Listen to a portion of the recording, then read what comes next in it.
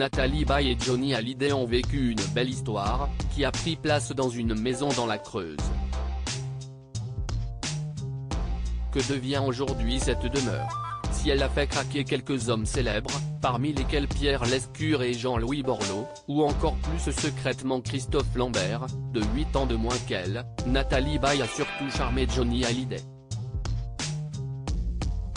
Ensemble, ils ont vécu une histoire d'amour passionnel marquée par la naissance de leur premier enfant, Laura Smet. Le couple, figure des années yéyé, a vécu dans 2 maisons importantes durant leur histoire. Celle de Puteaux, immense maison que Nathalie Baye a voulu quitter pour une raison plutôt dérangeante, mais aussi une bâtisse située dans la Creuse. Et cette maison est en total abandon, rapporte le site de la Montagne. Cette demeure dans laquelle l'actrice et le regretté taulier ont coulé des jours heureux semble être restée ancrée dans le passé.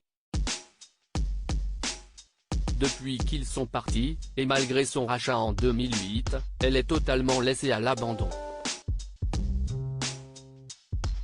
Durant 3 ans, ils ont vécu au cœur d'un village creusois, dans les années 1980.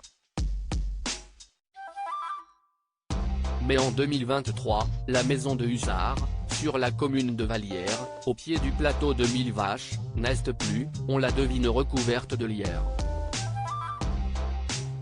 La voisine mitoyenne de l'ancienne demeure de Nathalie Baye et Johnny Hallyday regrette ce temps si joyeux. C'est dommage de voir dans l'état que c'est ici, affirme-t-elle à nos confrères. La dernière fois que Nathalie est venue, elle en pleurait. Si elle regrette d'avoir vendu, je n'en sais rien. Mais depuis, elle m'a toujours écrit pour les fêtes.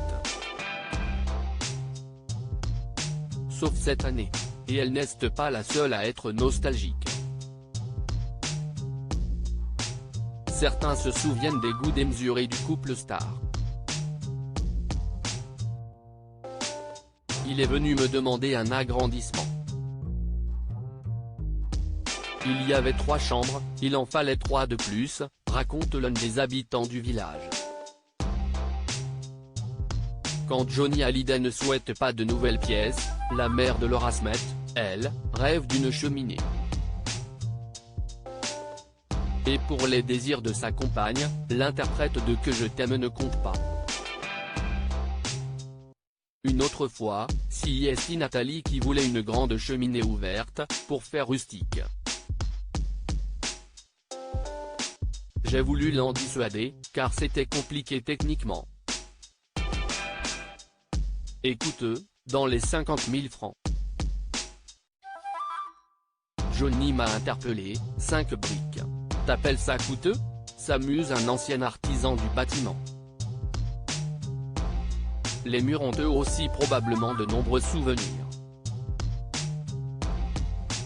Un prix irréel par rapport au marché en 2008, la demeure de l'ancien couple dans la Creuse est vendue à 600 000 € à des Sud-Africains. Une somme bien au-dessus des prix pratiqués dans ce coin. Un prix irréel selon l'agence qui s'en est occupée. Depuis, les propriétaires n'y ont jamais mis les pieds, espérant vendre celle-ci au prix d'achat. Mais jusqu'ici, la demeure abandonnée à la loi du lierre n'a jamais trouvé preneur.